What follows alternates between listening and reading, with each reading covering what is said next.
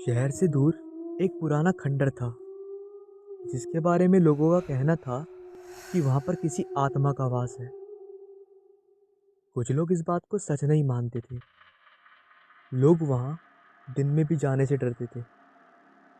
सच क्या है, झूठ क्या है, इसका पता लगाने के लिए पांच दोस्त राजू, मोनू, सीना, शालिनी और रघु उस खंडर में जाने का प्लान बनाते हैं। पांचों दोस्त जब खंडर के पास पहुंचते हैं तब वहां का नज़ारा देखकर रघु की हिम्मत नहीं होती कि वहां खंडर में जाए और वह उन चारों को वहां से लौट जाने के लिए बोलता है। परंतु वह चारों उसे अनसुना कर अंदर चले जाते हैं और रघु से बोलते हैं वह जब तक वापस नहीं आते वह उनका यही इंतज़ार करे। चारों के अंदर जाते ही खंडर का दरवाज़ा अपने आप खुल जाता है और बहुत सारे चमगादड़ उड़ने लगते हैं। ये देखकर शालिनी डर जाती है। राजू कहता है हवा इतनी चल रही है कि दरवाज़ा खुद ब खुद खुल गया। हीना को उसके पीछे किसी के होने का एहसास होता है। उसे लगता है जैसे किसी ने उसे हाथ लगाया हो। हीना जैसे ही पीछे देखती है वहाँ कोई नहीं रहता। हीना बहुत घबरा जाती है और वहाँ से वापस जाने के लिए बोलती है, लेकिन कोई भी वापस जाने को तैयार नहीं होता। कुछ समय बाद खंडर से किसी के रोने की आवाज़ आती है। सभी बहुत डर जाते हैं और हिम्मत करके उस आवाज़ की तरफ बढ़ने लगते हैं। लेकिन जैसे ही वहाँ लोग आगे बढ़ते हैं उनके पीछे से सीना के चिल्लाने की आवाज़ आती है। सभी पीछे मुड़कर देखते हैं तो सीना उन्हें कहीं नज़र नहीं आती। ये देखकर सभी घबरा जाते हैं और उसे ढूंढने लगते हैं। सभी अलग अलग दिशा में जाते हैं। उधर राजू को एक बहुत भयानक चेहरा दिखता है जिसे देखकर राजू डर जाता है और तुरंत दूसरी तरफ भागता है। तभी शालिनी जोर से चीखती है। उसे सीना की लाश खून से लथपथ दिखाई देती है। राजू और मोनू भी वहां आते हैं। सीना की लाश देख वह तीनों घबरा जाते हैं और अब राजू बोलता है हमें इस जगह से चले जाना चाहिए वरना वह रोती आवाज और वह औरत किसी को नहीं छोड़ेगी। इतना बोलकर राजू वहां से भागने लगता है। भागते भागते वह गिर जाता है और जैसे ही उठता है उसके सामने एक आत्मा नजर आती है जो कहती है कोई नहीं बचेगा, मार डालूंगी मैं सबको, मार डालूंगी। और वहाँ आत्मा राजू को मार देती है। इधर शालिनी और मोनू ने अपने दो साथी खो दिए थे। उनका यहाँ आना ही सबसे बड़ी गलती थी। शालिनी ऐसा बोलते हुए रोने लगती है। तभी शालिनी के साथ साथ वहाँ किसी और के भी रोने की आवाज़ आती है। वह दोनों सब तरफ देखते हैं। तभी मोनू को सीना नजर आती है जो रो रही थी। मोनू उसके पास जैसे ही जाता है वो एक आत्मा का रूप ले लेती है। ये देखकर मोनू और शालिनी भागने लगते हैं, लेकिन उनको भागने का कोई फायदा नहीं होता क्योंकि वहां से बाहर जाने का रास्ता कहीं नहीं था। पूरा खंडर डरावनी आवाज से गूंज रहा था। दोनों एक कोने में छिपकर बैठ जाते हैं। शालिनी कहती है क्या हम नहीं बचेंगे? मोनू बोलता है कोई ना कोई रास्ता तो होगा यार यहाँ से बाहर जाने का। तभी राजू की आवाज़ आती है, शालिनी, शालिनी, कहाँ हो तुम? मैं कब से तुम्हें ढूंढ रहा हूँ, मेरे पास आओ। शालिनी शालिनी अपने मुंह को दबाते हुए रोने लगती है। तभी राजू का भूत खून से लथपथ चेहरे लिए हुए उनके सामने आ जाता है। वह दोनों उठकर वहां से भागने लगते हैं, लेकिन इस बार वह आत्मा मोनू को पकड़ लेती है और उसके गले में नुकीले और बड़े दांत गड़ा देती है और सारा खून पीकर मार देती है। इधर खंडर के बाहर गेट पर रघु बैठा था जो उनका इंतज़ार कर रहा था। तभी राजू, सीना और मोनू जो कि पहले ही मर चुके थे, रघु को अंदर आने को कहते हैं। वो तीनों मर चुके हैं। इस बात से अनजान रघु उनके बुलाने पर अंदर आ जाता है, परंतु जैसे ही वह अंदर आता है उसे किसी चीज़ की ठोकर लगती है और वह गिर जाता है। जब रघु टॉर्च से देखता है तो वह घबरा जाता है क्योंकि वहाँ शीना की खून से सनी लाश भीगी हुई पड़ी हुई थी। रघु ये देखकर भागने लगता है और उसे एक एक करके राजू और मोनू की लाश उसी हालत में दिखाई देती है। भागते हुए वह शालिनी से टकरा जाता है और दोनों एक दूसरे को देखकर चीखने लगते हैं। तभी शालिनी कहती है, रघु मैं हूँ शालिनी, तुम अंदर कैसे आए? रघु कहता है, मुझे राजू, शीना और मोनू ने बुलाया, लेकिन उनकी लाश उसने रास्ते में देखा है। यहाँ क्या हो रहा है? रघु शालिनी से पूछता है। एक आत्मा है जो ये सब कर रही है, शालिनी उसे बताती है। रघु पूछता है, उस आत्मा से बचने का कोई तो तरीका होगा, और वह दोनों एक दूसरे कमरे में जाकर छुप जाते हैं। तभी शालिनी देखती है उस कमरे में चारों तरफ आईने ही आईने हैं। फिर शालिनी देखती है सभी आईने के एक समान है और एक आईना एक जैसा है जो उन सभी आईनों से बिल्कुल अलग है, जिस पर लिखा होता है एंड। शालिनी को कुछ कुछ समझ में आता है कि शायद यहाँ से बाहर जाने का रास्ता या फिर उस आत्मा को ख़त्म करने का राज इसी आईने में छुपा है। वह उस आईने की तरफ जाने लगती है, परंतु वह जैसे ही आगे कदम बढ़ाती है तभी बहुत तेज़ हवा चलने के साथ शालिनी उड़कर बहुत पीछे गिर जाती है।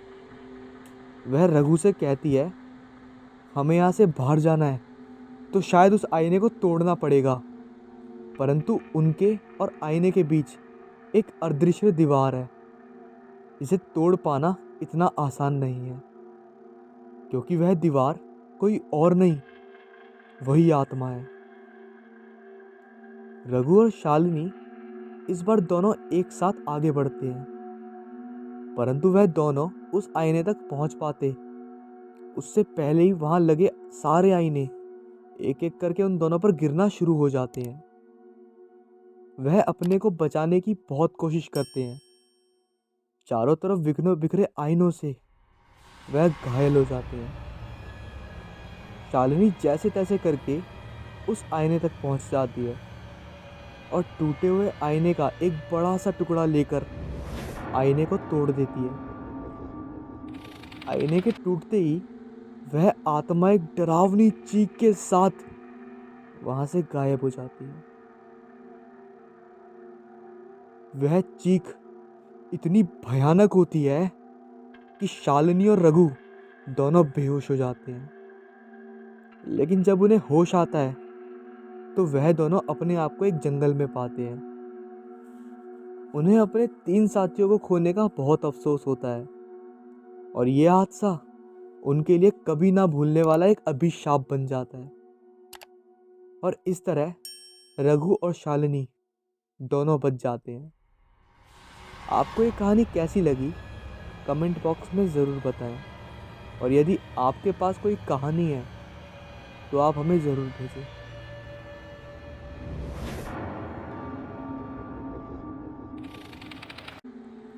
आप सभी ने कई भूतिया कहानियों के बारे में सुना होगा, जिसमें भूत प्रेत और आत्मा किसी को अपना शिकार बनाती हैं या तो फिर अपने होने का एहसास कराती हैं। आज हम आपको ऐसी ही कहानी सुनाएंगे जो कि हमें हमारे एक सब्सक्राइबर ने भेजी है। विक्रम, जो जिला मेरठ उत्तर प्रदेश का रहने वाला है। विक्रम पेशे से डॉक्टर है और उसे काम के सिलसिले में दूसरे शहरों और अस्पतालों में जाना पड़ता है। वैसे तो वो भूत प्रेत जैसी चीज़ों पर विश्वास नहीं करता था, लेकिन जब उसके साथ वो घटना घटित हुई तो वो इन सारी चीज़ों पर विश्वास ज़्यादा ही करने लग गया। कहते हैं ना, जब आप अपनी आंखों देखी और कानों सुनी बातों पर यकीन ना कर लो, तब तक आप किसी चीज़ पर विश्वास नहीं करते। जब विक्रम के साथ ये सब हुआ, तब वह इन बातों पर विश्वास करने लगा। ऐसी क्या घटना घटी विक्रम के साथ? ये बात है सन 2003 की। दिसंबर का महीना था और बहुत ही तेज बारिश हो रही थी। तब विक्रम राजस्थान में एक हॉस्पिटल में पहुंचा। विक्रम को वहां एक ऑपरेशन करने के लिए बुलाया गया था। विक्रम लगभग सुबह के 2:30 बजे वहां पहुंचा। उसके वहां आने पर पता चला कि ऑपरेशन तो 2 बजे होना था। तो विक्रम वहां की कैंटीन में जाकर बैठ गया और कॉफ़ी मशीन से कॉफ़ी पी ली। विक्रम उस कैंटीन में अकेला था। उसके अलावा कोई भी आदमी वहां मौजूद नहीं था। लगभग 3 बजे उसे किसी के होने का एहसास हुआ। उसने पीछे मुड़कर देखा तो वहां कोई नहीं था। उसने फिर से अपनी कॉफ़ी की ओर देखा, तभी उसके बालों में किसी ने जोर से फूंक मारी। वह तुरंत अपनी सीट से खड़ा हो गया और घबरा कर इधर उधर देखने लगा। वह सोचने लगा कि ये सच था या फिर भ्रम। वह तुरंत ही अटेंडेंट के पास गया और उसको सब कुछ बताने लग गया, लेकिन वह उसकी किसी भी बात पर विश्वास नहीं कर रहा था। वह कहने लगा, सर हवा चल रही होगी, इसलिए आपको ऐसा लग रहा होगा। उसने सोचा थोड़ी देर सो लिया जाए और वह सोने चला गया। विक्रम के लेटने के कुछ देर बाद उसको किसी की पायल की आवाज़ सुनाई देने लगी। उसने उठकर देखना चाहा कि वह कौन है, लेकिन अंधेरे के कारण कुछ भी देख नहीं पाया। लेकिन उसको वो आवाज़ साफ सुनाई दे रही थी। विक्रम दौड़ते हुए बाहर की तरफ गया और बाहर का नज़ारा देखकर उसके पैरों तले जमीन खिसक गई, क्योंकि वह पूरा का पूरा अस्पताल एक खंडर में तब्दील हो चुका था। वह डर के मारे वहां से बाहर का रास्ता ढूंढने लगा, लेकिन उनको बाहर जाने का रास्ता नहीं मिला। तभी उसे कुछ लोगों की आवाज़ आई। उसकी जान में जान आई। उसे लगा वो यहाँ अकेला नहीं है। वो आवाज़ का पीछा करते हुए फर्स्ट फ्लोर पर पहुंच चुका। उसने पाया उस फ्लोर के तीसरे रूम में बहुत सारे लोगों की आवाज़ आ रही है। रूम में लगभग 20 से 25 लोग आपस में बात कर रहे थे। जैसे ही विक्रम रूम में दाखिल हुआ, वो लोग एकदम से शांत हो गए और विक्रम की तरफ देखने लगे।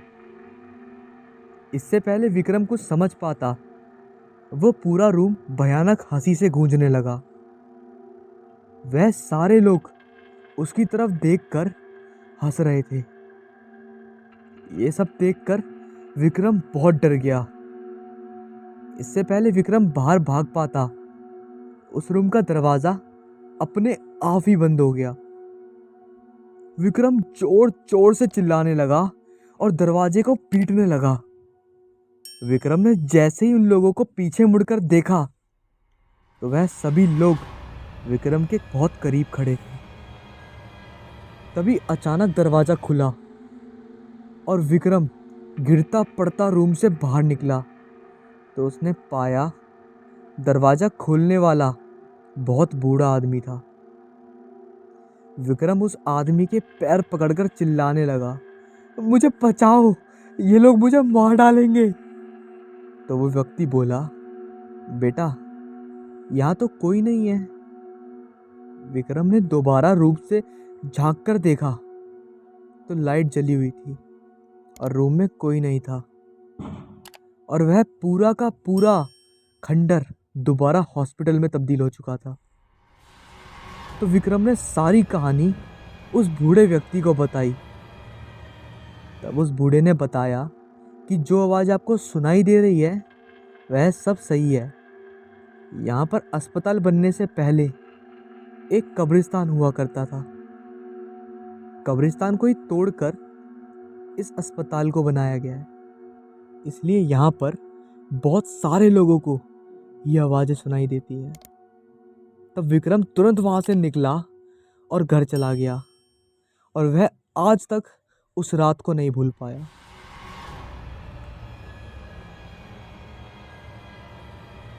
ये बात है 1970 से 1980 की, जब जापान में डर का माहौल था। डर एक ऐसी चीज़ है जो है या नहीं पता नहीं। डर एक ऐसी चीज़ है जो दिखने में बहुत सुंदर थी, लेकिन उसके द्वारा दी गई मौत बहुत खौफनाक हुआ करती थी। डर उसका जिससे जापान के लोग डरते थे। आज हम बात करेंगे कुचिसाके ओनारा के बारे में। जापान के सुनसान रास्तों में कुचिसाके ओना चेहरे पर सर्जिकल मास्क पहनकर ज़्यादातर बच्चों को अपना शिकार बनाती थी। उसका चेहरा सर्जिकल मास्क से ढका होता था और वह बच्चों के पास आकर उनसे पूछती है, क्या मैं सुंदर दिखाई देती हूँ? सुनने में यह सवाल एकदम मामूली सा लगता है, लेकिन इस सवाल का जवाब शायद सबसे मुश्किल हो सकता है, क्योंकि इस सवाल का जवाब आपकी जान भी ले सकता है और बचा भी सकता है। लेकिन समस्या ये है कि इस सवाल का कोई सही जवाब नहीं है, क्योंकि जब कोई इस सवाल का जवाब ना में देता है तो कुचिसाके कैंची से उस पर वार करती है और उसे मार देती है। और अगर जवाब हाँ में दिया तो वो अपना सर्जिकल मास्क उतार देती थी और अपना डरावना और बेहद जख्मी चेहरा दिखा देती थी।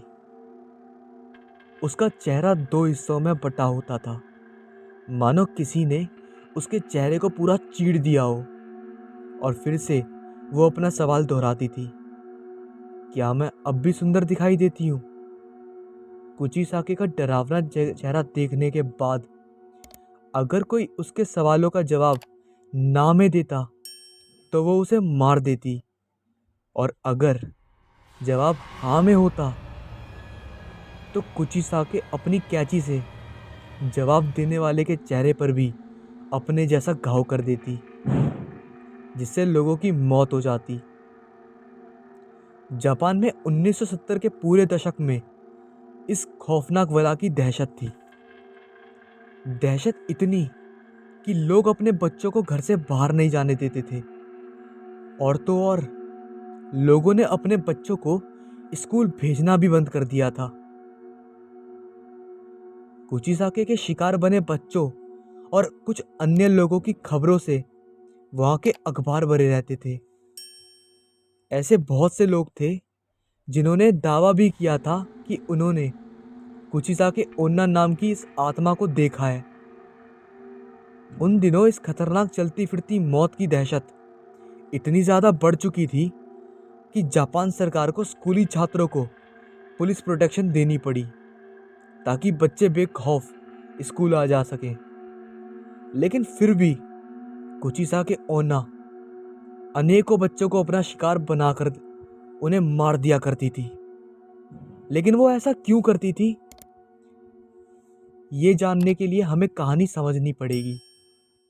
तो कहानी शुरू होती है जापान के इयान पीरियड के दौरान। लगभग 1200 से 800 साल पहले जापान के छोटे से गांव में बहुत खूबसूरत औरत रहती थी, जिसे अपनी खूबसूरती पर बहुत नाज था। वह अपने पति के साथ रहा करती थी, जो कि एक सामुराई था। युद्ध के दौरान उसे युद्ध में भाग लेने जाना पड़ता था। जब वह युद्ध से वापस आया तो उसने अपनी खूबसूरत पत्नी को कहीं और देख लिया। तो उसने जब अपनी पत्नी को आपत्तिजनक स्थिति में पाया, ये देखकर वो सामुराई बहुत क्रोधित हो उठा और अपनी तलवार के एक ही वार से अपनी बीवी को पूरी तरह घायल कर दिया। इस तलवार के घात से उस औरत का मुंह बुरी तरह फट गया, इतना कि वो सामुराई उस शक्ल को दोबारा देख भी नहीं पाया और हमेशा के लिए अपना घर छोड़कर चला गया। समुराई के तलवार के घात ने उस औरत के सुंदर चेहरे पर एक बेहद भद्दी और डरावनी स्माइल जैसा घाव बना दिया था। जब उस औरत ने अपने चेहरे का ये हाल देखा, तब उसे ये महसूस हुआ जिस खूबसूरती पर उसे नाज था, वह चेहरा अब बेहद डरावना दिखाई देता है। वो खूबसूरत औरत मर गई और लोगों को लगा कि ये कहानी खत्म हो गई। लेकिन लगभग 800 साल बाद वो फिर से जाग गई और एक खतरनाक रहस्य बन गई, जिसे कहते हैं कुचिसाके ओना। आज भी जापान के कई लोगों का मानना है कि कुचिसाके ओना आज भी जापान की सुनसान गलियों में घूम रही है, अपने अगले शिकार की तलाश में।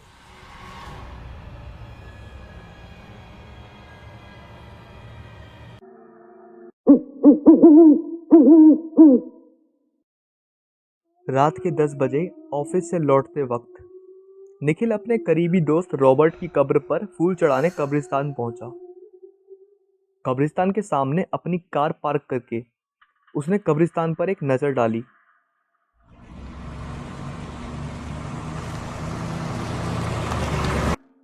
रात के वक्त पूरी तरह सुनसान था, इतना कि हवा के झोंके से पेड़ से गिरने वाले पत्ते, उनकी भी आवाज़ निखिल को साफ साफ सुनाई दे रही थी। उसने कब्रिस्तान में जाकर अपने साथ लाए हुए आर्किड के फूल रॉबर्ट की कब्र पर रख दिए और 2 मिनट मौन करते हुए खड़ा रहा। फिर जब वह वापस बाहर जाने के लिए मुड़ा, तब उसे एक कब्र पर बैठी छोटी बच्ची दिखाई दी। बच्ची के हाथ में एक हरे रंग का कांच का टुकड़ा था, जिसे वह बार बार आंख पर लगा के आसपास की कब्रों को देख रही थी। निखिल कुछ मिनट वहीं खड़े होकर उस बच्ची को देखता रहा। वह इंतजार कर रहा था कि कोई उस बच्ची की पहचान का आए और उसे सही सलामत अपने साथ लेकर चले जाए, पर ऐसा नहीं हुआ। फिर निखिल उस बच्ची के पास जाकर खड़ा हुआ। निखिल की तरफ देखते हुए वह छोटी बच्ची मुस्कुराई। निखिल ने पूछा, अरे छोटी, तुम अकेली यहाँ पर क्या कर रही हो और तुम्हारे माता पिता कहाँ हैं? फिर वह बोली, मेरे माता पिता अगले कब्रिस्तान में गए हुए हैं, वो वहाँ पर रहते हैं। वहाँ से कुछ ही दूर एक कब्रिस्तान था, इसलिए निखिल को लगा कि शायद इस बच्ची के जो माता पिता है वो आसपास ही रहते होंगे। इसे शायद ठीक से पता याद नहीं होगा। फिर निखिल ने पूछा कि तुम यहाँ अकेली क्यों बैठी हो, तुम्हारे साथ कोई बड़ा नहीं है? बच्ची ने जवाब दिया, मेरे पिताजी मुझे यहाँ छोड़ के गए हैं। निखिल ने सोचा कि कैसा निर्दयी बाप है, अपनी बेटी को कोई इस तरह कब्रिस्तान में छोड़ के जाता है भला। निखिल उस छोटी बच्ची से इतनी बातें कर रहा था, पर उसका ध्यान सिर्फ उस कांच के टुकड़े पर ही था। वह बस उसमें एक आंख बंद करके इधर उधर देख रही थी। निखिल ने आखिर उस बच्ची से पूछ ही लिया कि तुम कांच में क्या देख रही हो। उसने जवाब दिया कि इस हरे कांच के टुकड़े में मुझे गायब होने वाले लोग दिखाई देते हैं, बहुत मज़ा आता है। गायब होने वाले लोग? निखिल को कुछ समझ में नहीं आया। वह बच्ची के साथ और कुछ देर खड़ा रहा, फिर उसे गोदी में उठाकर कब्रिस्तान से बाहर निकल गया। चलते चलते गोद में बैठी उस बच्ची ने अपना नाम त्रिशा बताया। निखिल ने जैसे ही कब्रिस्तान से बाहर कदम रखा, उसे अचानक तेज ठंड के मौसम ने घेर लिया। उसका बदन ठंड से कांपने लगा। पर निखिल का ध्यान जब उसकी कार के पास खड़ी उस बच्ची त्रिशा पर गया, तब उसे काफ़ी हैरानी हुई, क्योंकि उस पर खून जमाने वाली सर्दी का कोई भी असर नहीं हो रहा था। उस वक्त त्रिशा कांच के टुकड़े में निखिल की तरफ ही देख रही थी। तभी उसके चेहरे के हाव भाव अचानक से बदलने लगे। वह बोली, अंकल, आपके पीछे से कोई है। निखिल ने पीछे मुड़कर देखा तो उसे कोई भी दिखाई नहीं दिया। उसे लगा कि त्रिशा शायद मजाक कर रही होगी। फिर वह बोला, त्रिशा बेटी, चलो कार में बैठो जल्दी से, मैं तुम्हें तुम्हारे घर छोड़ देता हूँ। उसी वक्त त्रिशा बोली, अंकल, आप भी कांच से गायब होने वाले लोगों को देखो ना। निखिल बोला, मैं बाद में देख लूँगा, बस तुम अब कार में बैठो जल्दी से। पर बच्ची ने जिद पकड़ ली कि अभी के अभी देखो, अभी के अभी देखो। उसकी जिद पर निखिल ने जब वह कांच का टुकड़ा अपनी आँख के सामने लाया, तब दहशत से उसकी आंखें फटी की फटी रह गई। क्योंकि उस कांच में, जिसे कोई भी आम इंसान अपनी खुली आंखों से नहीं देख सकता था, उसे वो दिखाई दिया कब्रिस्तान में। कांच में से देखने पर वहाँ बहुत से लोग घूमते हुए दिखाई दिए और उनमें से कुछ उसकी तरफ ही देख रहे थे। और जब उसी कांच के टुकड़े से उसने अपने आसपास नजर डाली, तो 3 बदसूरत जले हुए प्रेत निखिल को घेर कर खड़े थे। और त्रिशा की जगह उसे एक छोटा पिशाच दिखाई दे रहा था, जो उसकी तरफ देखते हुए अपनी लाल टपका रहा था। ये सब कुछ उसे कुछ सेकंड में ही दिखा था। वह अपने साथ गोद में किसको उठा लाया था, ये सोचकर वह डर से अधमरा हो गया। उसने तुरंत कांच फेंक दिया और भागने के लिए कार का दरवाज़ा खोलने लगा। तभी उसे ऐसी शैतानों की हंसी सुनाई दी और अगले ही पल पूरे कब्रिस्तान ने निखिल की दर्द भरी चीख सुनी।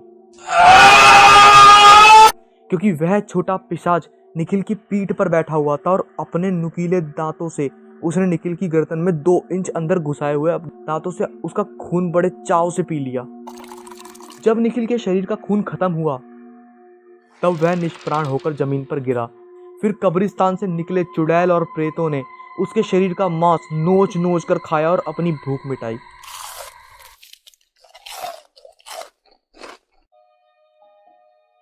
ये कहानी तब की है जब मैं अपनी मौसी के घर छुट्टियां बिताने गया हुआ था।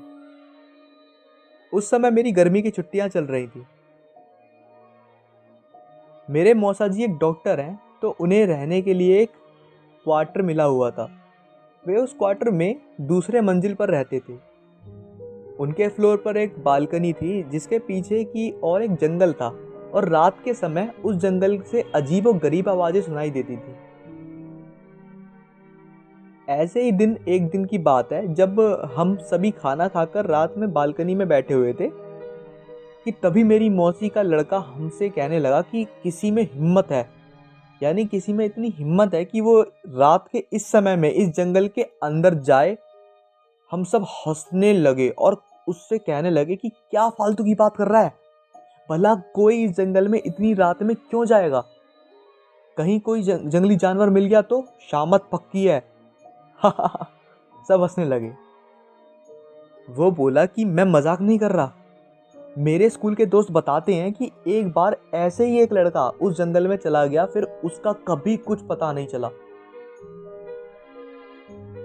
गांव के लोग बताते हैं कि उस लड़के को अपने पिता के जंगल में बुलाने की आवाज आई थी और उनकी आवाज के पीछे पीछे उस जंगल में चला गया वो, और फिर तभी किसी ने उसे नहीं देखा। मैं हंसने लगा कि ये तो झूठी कहानी है, अगर वो लड़का लौटा ही नहीं तो लोगों को किसने बताया कि आवाज उसके पिता की थी। वो बोला क्योंकि उसके पिता उससे थोड़ी दूरी पर थे और उन्होंने भी वही आवाज सुनी थी, मतलब उनको बुलाने की। उनकी ही आवाज में कोई उनके बेटे को अपनी ओर पुकार रहा था। जब वे दौड़कर वहां पहुंचे तो उन्होंने देखा कि वहां पर उनका बेटा नहीं है, इसलिए कोई भी उस जंगल की ओर नहीं जाता। मैं अपने मौसेरे भाई की यह कहानी सुनकर हंसने लगा कि वह क्या बात कर रहा है, जंगल का भूत जो लोगों को गायब कर दे। फिर हम सभी उठकर टीवी देखने लगे और थोड़ी देर बाद मैं उस बालकनी में जाकर थोड़ी फ्रेश हवा लेने लगा। रात का समय में उस जगह अच्छी खासी हवा चल रही थी और मैं उस जंगल की ओर मुंह करके देखने लगा कि आखिर कौन होगा वो, क्या वो सच था। कि तभी मैंने अपने मौसेरे भाई को उस जंगल के किनारे खड़े देखा। वो मेरी ओर नजरें कर कर हंस रहा था और मुझसे इशारे में कह रहा था कि तुम भी यहाँ आओ। मैं चौंक गया कि अभी तो वो टीवी देख रहा था, फिर नीचे कैसे पहुंच गया। मैंने पीछे मुड़कर देखा, वो वहां नहीं था, तो मुझे लगा कि शायद ये नीचे चला गया है और मुझे नीचे बुला रहा है। वो अब मुझसे बोला कि अरे देख क्या रहा है, नीचे आओ, थोड़ा सैर करते हैं। मैंने सोचा चलो थोड़ा घूम ही लेते हैं। मैं नीचे जाने के लिए दरवाजे तक गया कि तभी मैंने देखा कि मेरा भाई तो टॉयलेट से बाहर आ रहा है। ये देखकर मैं चट्टा बट्टा रह गया कि मेरे रोंगटे ही खड़े हो गए कि मैं बस यही सोच रहा था कि अगर ये यहाँ है तो वो नीचे कौन था। मैं उससे बोला कि तुम तो नीचे थे, इस बाथरूम में कब आए? वो बोला कि मैं तो यहीं था, मैं तो बाथरूम गया ही नहीं था, तुम क्या बोल रहे हो? मैं उससे बोला कि मैंने अभी अभी तुम्हें जंगल के किनारे खड़ा हुआ देखा था और तुम तो मुझे बुला रहे थे। वो बोला मजाक मत करो, तुम्हें क्या लगता है मैं डर जाऊंगा? मुझे पता है कि तुम मुझे डराने का प्रयास कर रहे हो, पर मैं नहीं डरने वाला। इतना कहकर वो टीवी देखने चला गया। मुझे यकीन नहीं हो रहा था कि ये मैंने अभी क्या देखा। उसी रात मैं जब सो रहा था तब किसी को मुझे पुकारने की आवाज़ आ रही थी।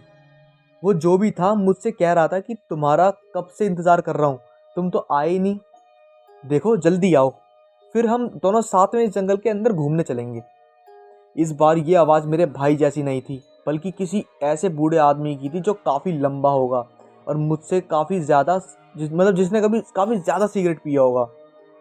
रात भर मुझे उसकी आवाज़ें आने लगी और फिर जब मैं सुबह मैंने सबको ये वाली बात बताई तो सबने मुझसे कहा कि ऐसा होना यहाँ आम बात है, तुम उस बात पे ध्यान मत दो, बिल्कुल भी अपना काम करो और भूल कर भी जंगल की ओर मत जाना।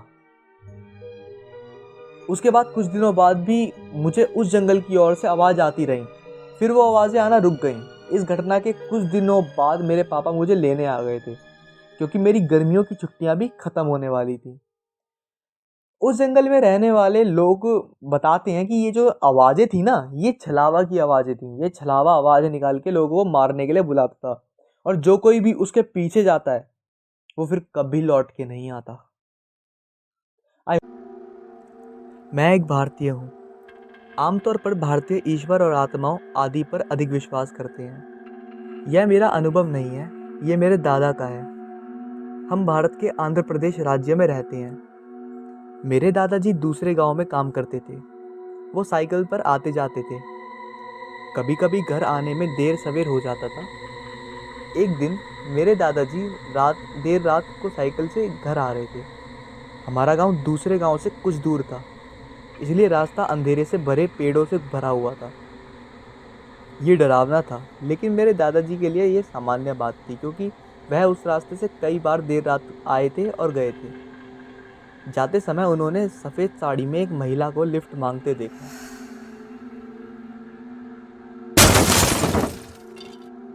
लेकिन मेरे दादा नहीं रुके। जब वह कुछ दूर गए तो उन्होंने उसे फिर से देखा, लेकिन इस बार उसने मेरे दादाजी को कांटों में धकेल दिया। मेरे दादा उठे और पूरे खून और चोटों के साथ घर चले गए। मेरी दादी ने मेरे दादा से पूछा कि क्या हुआ।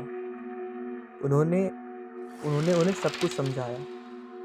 मेरी दादी बहुत डर गई। वह काफ़ी हिम्मती थी, लेकिन वह क्यों डर गई मुझे नहीं पता। उसके बाद 2 महीने तक मेरे दादाजी बिस्तर से नहीं उठे, तो मेरी दादी ने किसी को बुलाया जो पूजा करते थे। वह आदमी मेरे दादा को कहीं ले गया और उसने कुछ पूजा करवाई। इसके बाद वह सामान्य हो गए। मुझे नहीं पता कि उस समय मेरे दादाजी को कैसे लगा, लेकिन क्योंकि मेरे जन्म से पहले ही उनकी मृत्यु हो चुकी थी, किसी को कोई भी आइडिया नहीं था कि मेरी दादी ने ऐसा क्यों किया। मुझे इसके बारे में जानना है। जब मेरी माँ ने मुझे यह कहानी सुनाई तो मैं रोमांचित हो गया, लेकिन इस बात से मुझे काफ़ी डर भी लगा था। राज और रतन असम में स्थिति गुवाहाटी में रहते थे और पक्के दोस्त थे। एक रात वो दोनों कोई पार्टी से वापस आ रहे थे। रात बहुत हो गई थी और अब उनको घर पहुंचने में बहुत देर हो जाएगी, क्योंकि दोनों ने पार्टी में खूब शराब पी ली थी और इस वजह से राज गाड़ी धीरे चला रहा था। रतन कहता है, यार राज, आज तो पार्टी में बहुत एंजॉय किया, तू गाड़ी चला लेगा या फिर हम किसी होटल में आज रात रह जाते हैं। राज कहता है, नहीं रतन, मैं ठीक हूँ, एक शॉर्टकट वाला रास्ता पकड़ते हैं, नेहरू पार्क रोड वाला, जल्दी घर पहुँच जाएंगे। इतने में रतन कहता है, नहीं राज, उस रास्ते से कोई गुजरने की हिम्मत नहीं करता, वो एक हॉन्टेड रास्ता है। इतने में राज कहता है, मैं ये सब नहीं मानता, एक बार घर पहुंच जाए बस, इससे ज़्यादा छोटा रास्ता और कोई इलाके में नहीं है। रतन ने राज को बहुत समझाया, लेकिन राज एक नास्तिक था। वो भगवान और भूत प्रेत को नहीं मानता था। बातें करते करते दोनों नेहरू पार्क पहुंच गए। नेहरू पार्क रोड पहुंचते ही रतन की जो हालत पतली हो रही थी। राज बोलता है, क्या हुआ रतन, इतना डरा हुआ क्यों है? रतन कहता है, मैंने कहा था ना कि यहाँ नहीं आना, तुम बहुत ज़िद्दी हो राज। राज कहता है, तू फिर शुरू हो गया। छोटा सा रास्ता है, अभी कुछ देर में हम घर पहुँच जाएंगे। अचानक चर्च के पास पहुँचते ही उनकी गाड़ी खराब हो गई। चर्च की घंटी बजने की आवाज़ ज़ोर से आ रही थी। रतन ने समय देखा, रात के 1 बज रहे थे। चर्च दिखने में एक पुराना खंडर जैसा लग रहा था। रतन कहता है, यार रात के 1 बज रहे हैं और चर्च खुला है। अगर हमने शराब नहीं पी होती तो चर्च के अंदर जरूर जाते। राज कहता है, ये भगवान ईश्वर सब तुम इंसानों का भ्रम है। एक तो दूर दूर तक कोई मैकेनिक नहीं दिख रहा, शायद कोई लिफ्ट मिल जाए तो सही होगा, गाड़ी के पास इंतज़ार करते हैं। इतने में रतन को चर्च के बाहर एक बूढ़ा सा आदमी दिखा। रतन कहता है, यार राज, वो देख चर्च के बाहर कोई बैठा है, चलना देखें, शायद वही हमारी मदद कर दे कुछ। राज कहता है, मुझे तो वहाँ कोई नहीं दिख रहा, लगता है तुझे बहुत ज़्यादा नशा हो गया। रतन कहता है, नहीं राज, ध्यान से देख, वहाँ तुझे एक बूढ़ा आदमी दिखेगा।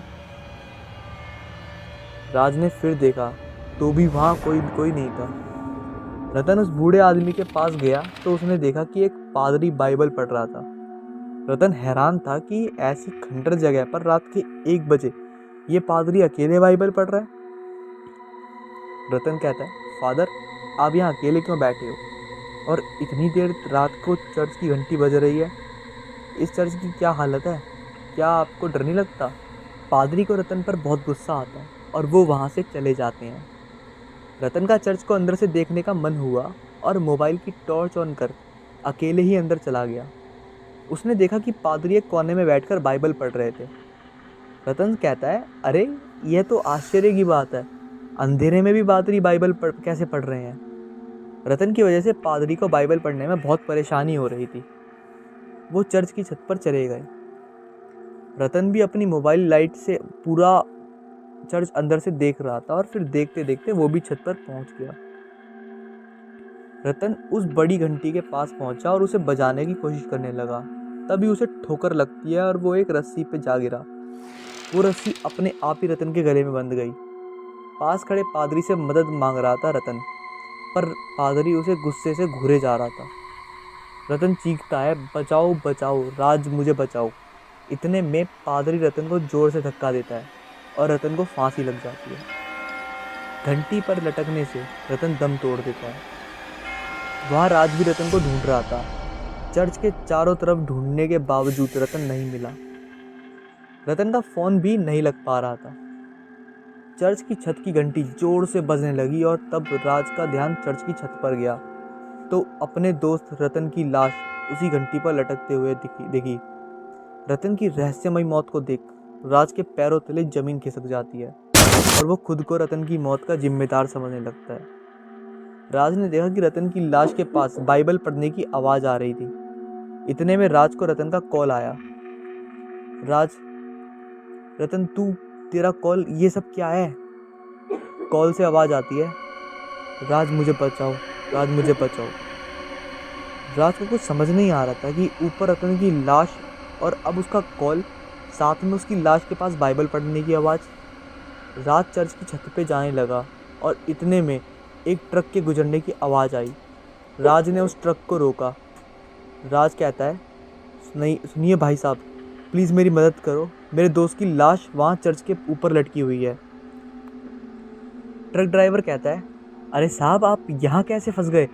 चलिए यहाँ से, बहुत खतरा है यहाँ पर। राज कहता है, क्या बकवास कर रहे हो, इंसानियत के नाते तो मदद करो।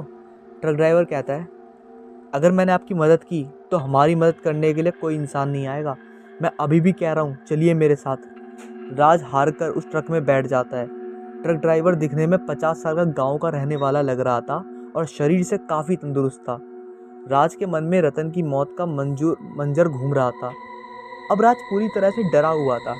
राज के डरे हुए देखकर ट्रक ड्राइवर राज से पूछता है कि साहब आप यहाँ कैसे आए? क्या आपको इस जगह के बारे में कुछ पता नहीं था? आपके दोस्त की मौत कैसे हुई? इतने में राज ने पूरा किस्सा ट्रक ड्राइवर को बता दिया और चर्च के रहस्य के बारे में भी बताया। ट्रक ड्राइवर कहता है, जब भारत पर अंग्रेजों का शासन था तब आज़ादी की लड़ाई में बहुत से क्रांतिकारी शहीद हुए थे और कई निर्दोष भारतीय लोग अंग्रेजों की गुलामी करने पर मजबूर थे। इस पर चर्च के एक प्रसिद्ध ब्रिटिश पादरी विल्सन अंग्रेजों की तानाशाही के खिलाफ थे और हमेशा भारतीय लोगों के पक्ष में थे। ये देख ब्रिटिश सरकार को पादरी विल्सन पर शक हुआ कि वो भारतीय लोगों की सहायता कर रहे हैं। इस बात से नाराज होकर एक दिन ब्रिटिश सरकार के एक अधिकारी ने पादरी विल्सन के गले में रस्सी बांधकर उन्हें चर्च की छत पर टांगा, बड़ी गंती पर लटका दिया। पादरी विल्सन ने अंग्रेज सरकार को पतन का अभिशाप दिया। पादरी विल्सन ने तड़पते हुए दम तोड़ दिया और उस चर्च को अंग्रेज सरकार ने खाली करवा दिया। तब से पादरी विल्सन की आत्मा उसी चर्च में आज भी भटक रही है और रोज़ आधी रात को चर्च की बड़ी बड़ी घंटी बजने की आवाज़ें आती हैं। कोई भी उस चर्च से गुजरने की हिम्मत नहीं करता। राज कहता है, लेकिन मेरे दोस्त की मौत, उसका क्या? और तुम्हें कैसे पता है सब? ट्रक ड्राइवर कहता है, हम गांव के लोग बचपन से इन्हीं कहानियों को सुनकर बड़े हुए हैं। आप जैसे शहरी लोग नहीं समझेंगे। जब कोई इस चर्च में आया या फिर पादरी से बात करने की कोशिश की तो ऐसी पुरानी ज़िद्दी आत्माएं किसी की भी मौजूदगी पसंद नहीं करती, क्योंकि उस जगह पर सिर्फ अपना कब्जा समझती हैं और कभी छोड़ के कहीं नहीं जाती। आपके दोस्त को भी पादरी ने ही मारा होगा। ऊपर से आप दोनों ने शराब पी रखी थी। इस बात से पादरी ने और भी ज़्यादा क्रोधित होकर रतन को मौत के घाट उतार दिया। ये बात करीब 8 साल पुरानी है। उन दिनों मैं नौकरी की तलाश में घूम रहा था। बहुत मशक्क़त करने के बाद मुझे नौकरी मिली गई। जिस ऑफिस में मैं काम करता था उसी ऑफिस में एक लड़की थी जिसका नाम काजल था। पहली नज़र में ही मुझे उससे प्यार हो गया था। काजल भी मुझे पसंद करने लगी। हम दोनों में काफ़ी बातें होती और काफ़ी वक्त हम एक साथ बिताने लगे। धीरे धीरे हमारे बीच इतना गहरा प्यार हो गया कि हमने शादी करने का फैसला कर लिया। काजल के मम्मी पापा इस दुनिया में नहीं थे और मेरे मम्मी पापा भी मुझे 10 साल की उम्र में इस दुनिया में छोड़कर चले गए थे। दोनों की तरफ से शादी की बात करने के लिए कोई भी नहीं था। हम दोनों बहुत खुश थे कि अब हमें एक दूसरे से दूर नहीं रहना होगा, लेकिन भगवान को शायद कुछ और ही मंजूर था। कुछ दिन बाद हमारे ऑफिस में एक लड़की जॉब के लिए आई और बॉस ने उसे कल में ड्यूटी ज्वाइन करने के लिए कह दिया। उसका नाम सीमा था। धीरे धीरे सीमा काजल और मेरी अच्छी दोस्त बन गई। हम सब कुछ एक साथ एक दूसरे से शेयर करते थे। फिर एक दिन की बात है, काजल की तबीयत खराब हो गई। मैंने ऑफिस पहुंचकर काजल को फ़ोन किया कि तुम अभी तक ऑफिस क्यों नहीं आई। उसने बताया कि मुझे बुखार हो गया है, इसलिए मैं आज ऑफिस नहीं आ पाऊंगी। तो मैंने कहा, फिर मेरा दिल कैसे लगेगा? मैं भी घर चला जाता हूँ। तुम नहीं होगी यहाँ तो मेरा काम में भी मन नहीं लगेगा। काजल ने कहा, नहीं तुम घर मत जाओ, सीमा तो है ना वहाँ, तुम सीमा से बीच बीच में बात कर लेना। मैंने कहा, नहीं मैं तो जा रहा हूँ। सीमा सीमा है और काजल काजल है। मैंने थोड़ा गुस्सा जाहिर करते हुए काजल से कहा। काजल ने भी प्यार जताते हुए कहा, थोड़े दिन बाद हम शादी करेंगे, तभी काफ़ी छुट्टी हो जाएंगी।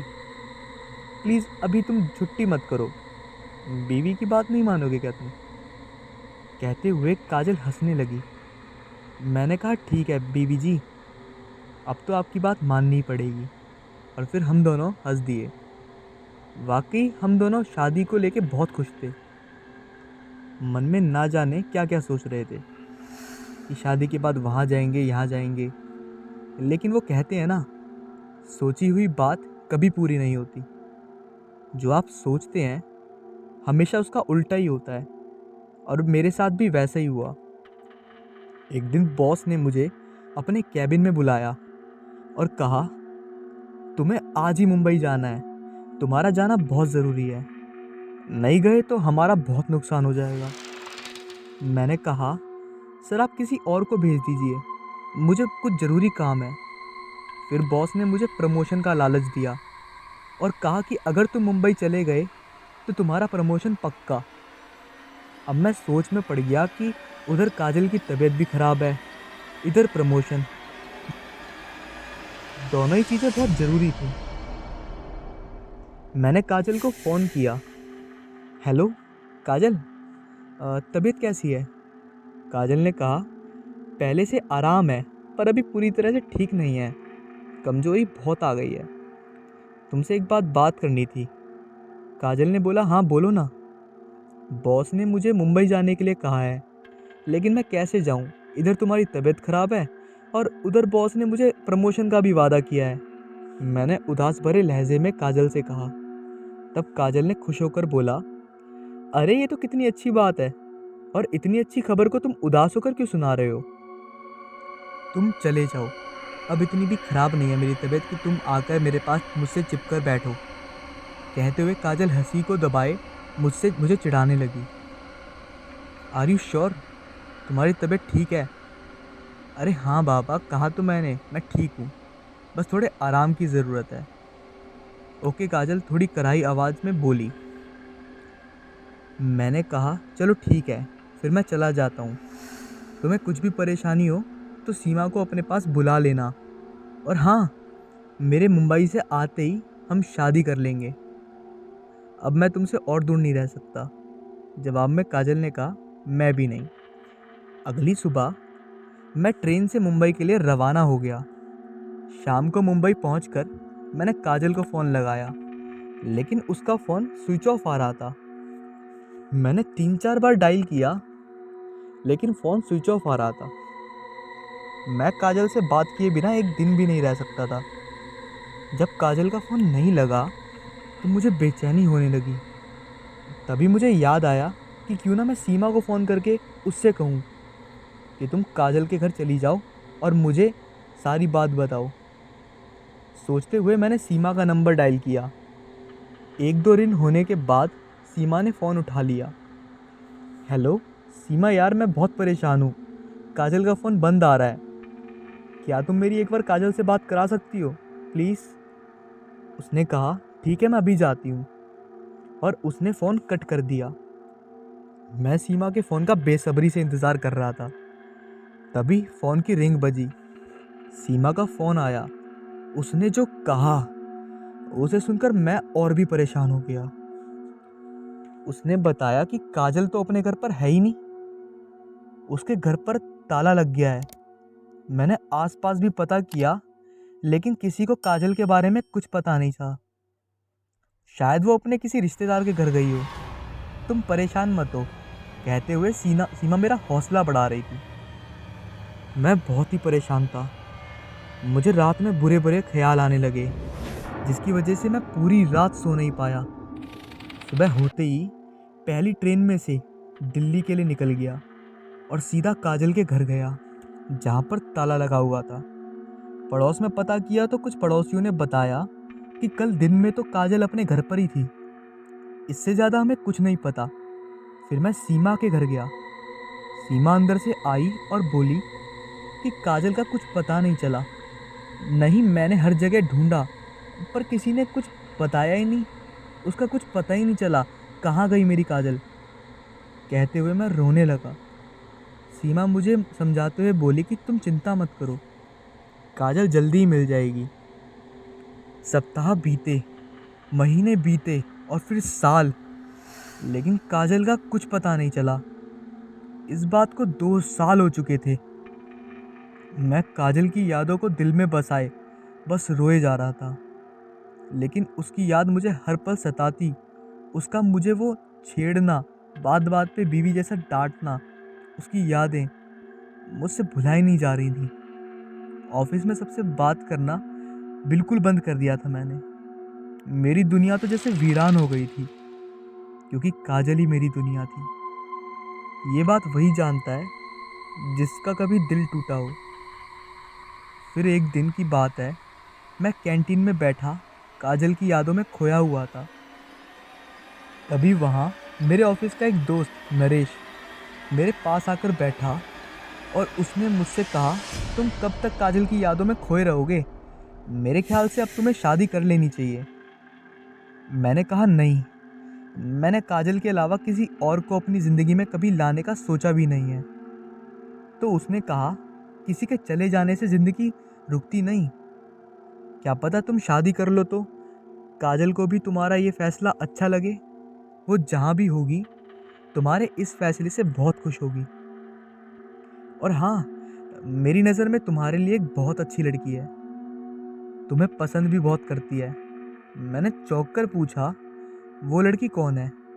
तो नरेश ने सीमा को मेरे सामने लाकर खड़ा कर दिया। सीमा तुम? हम तो दोस्त हैं ना, मैं झिझकती हुई आवाज़ में बोला।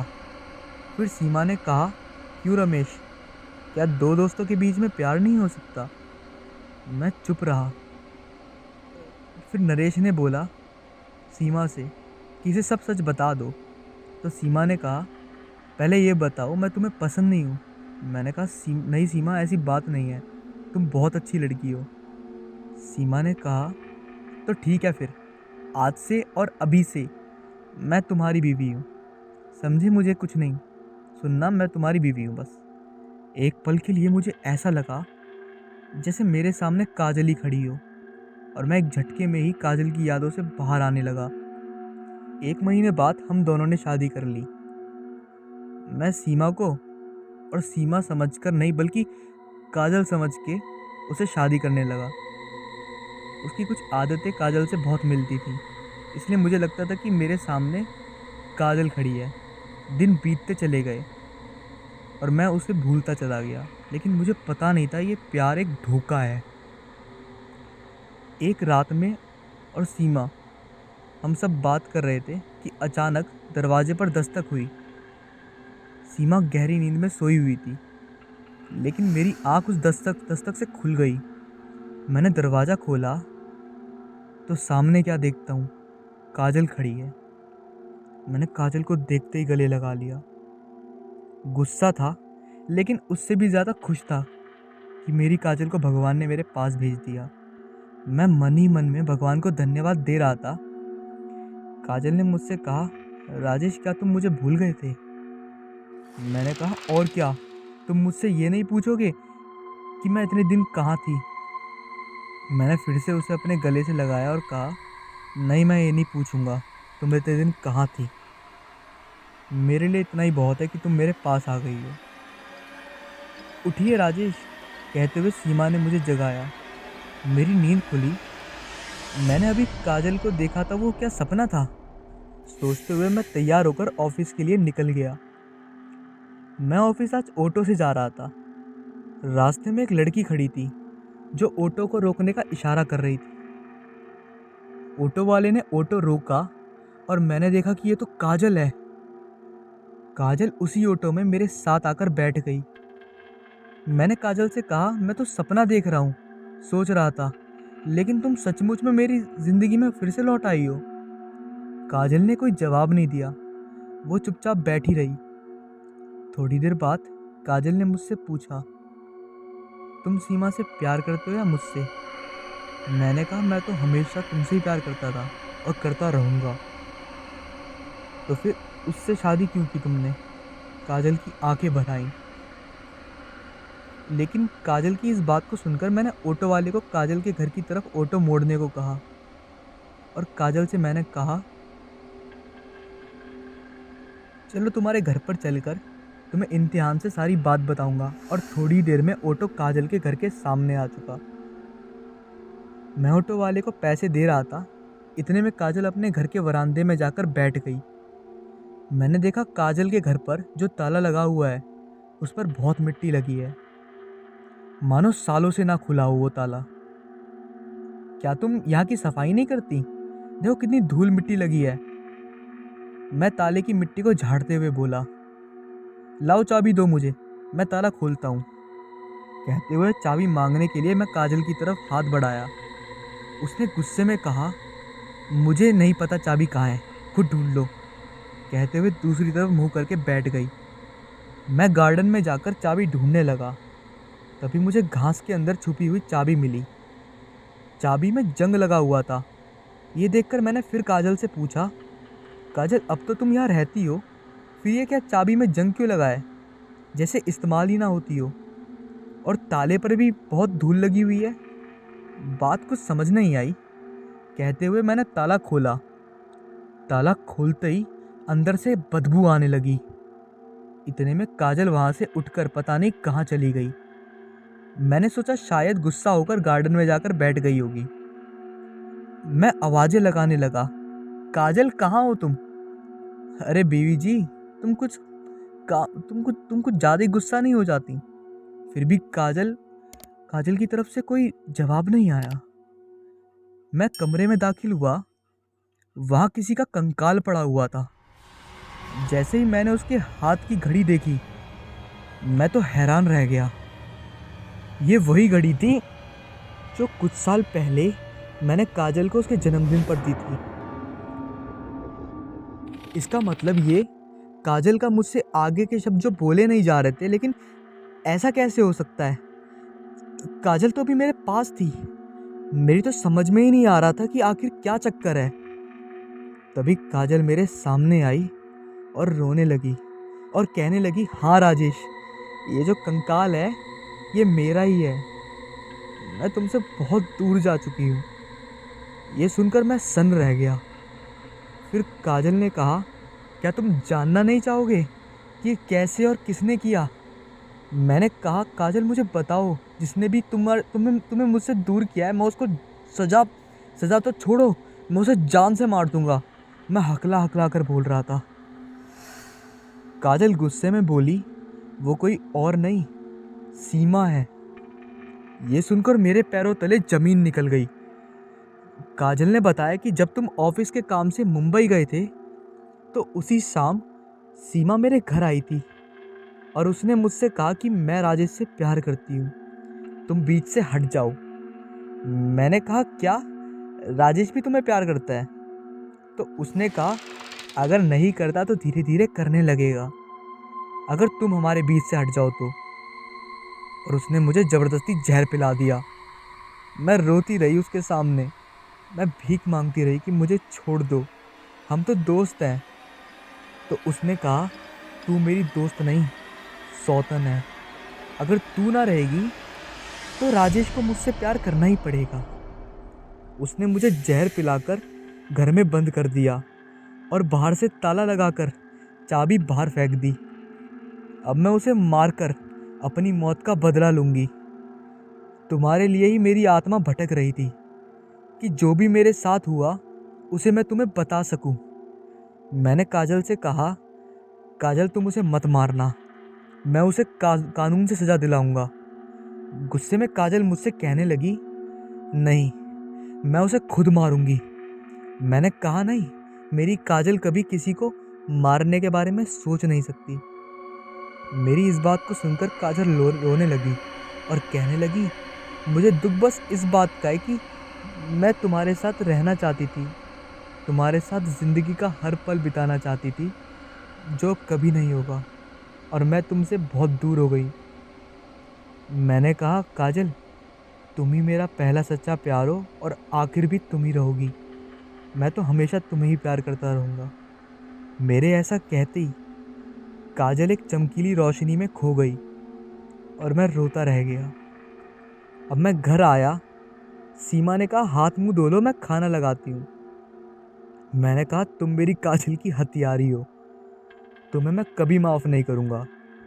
तो सीमा रोने लगी और कहने लगी, तुम तो मुझसे प्यार करते हो ना? मैंने कहा, प्यार में बस काजल से करता था, तुमसे तो मेरा कोई रिश्ता नहीं है। तुमने षड्यंत्र रचा, प्यार नहीं था। अब तुम्हें मैं कानून से सज़ा दिलवाऊंगा। कहते हुए मैं पुलिस स्टेशन आ गया और मैंने सारी कहानी पुलिस को बता दी। पुलिस को काजल के घर से सारे सबूत मिल गए।